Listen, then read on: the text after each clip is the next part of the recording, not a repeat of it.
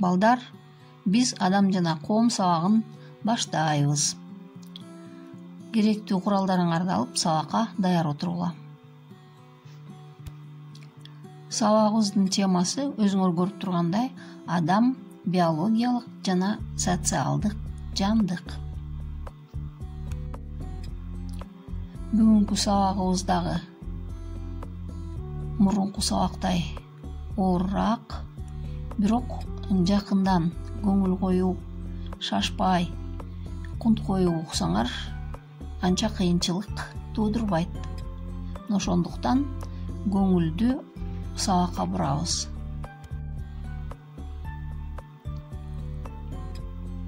Сабагыбыз 2 бөлүктөн турат. Адегенде биз адам эмне үчүн биологиялык жандык экендигин билебиз. Биологиялык сапаттарына эмнелер кошулат экен, ошолорду билебиз. Экинчи бөлүгүндө социалдык жандык деген эмне, аны кандай түшүнсө болот, эмне үчүн адам социалдык жандык экенин билебиз. Биринчи бөлүгү адам биологиялык жандык. Адам табияттын, жаратылыштын бир бөлүгү. Жаратылыштан сырткары жашай албайт деген сөз да болчу.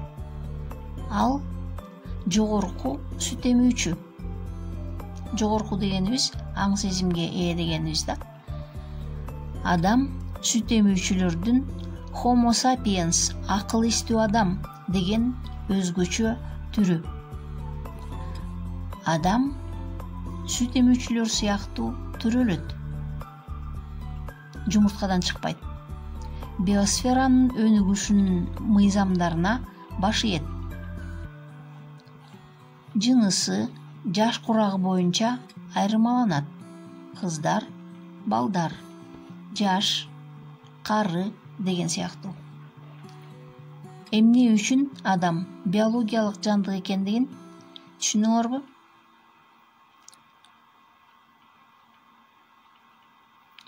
Андан ары тубаса белгилери укум тукумуна калат. Тубаса инстинкттери бар. Коргонот, кол салат. Мына бул жагынан дагы ал биологиялык жандыктарга, башкача айтканда, өзүбүз менен бирге жашаган жаныбарларга окшош экен, Ошондуктан ал биринчи биологиялык жандык. Экинчи бөлүм адам социалдык, коомдук жандык. Коомдук деген сөз коомдошуп жашайт. Бири-бири менен пикир алышат, бири-бири менен мамиле түзүшөт, алакада болушат деген сөз.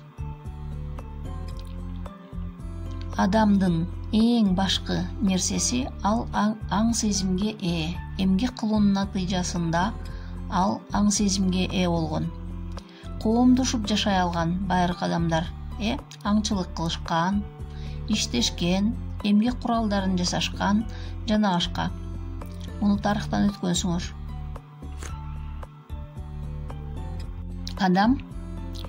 Адамдар бири-бири менен пикир алышат, сүйлөйт.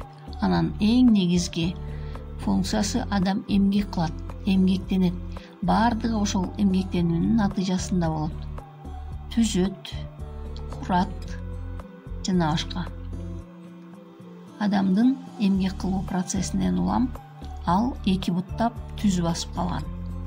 Мына ошондой адам баласынын биологиялык жана социалдык жандык экендигин өттүк. Ар бир теманы өткөндөн кийин балдар, китебиңердин тиешелүү параграфынын аягында таблицалар бар. Биз суроолор жана тапшырмалар деген бөлүгүн аткарабыз, суроолорго жооп беребиз жана схеманы чийебиз.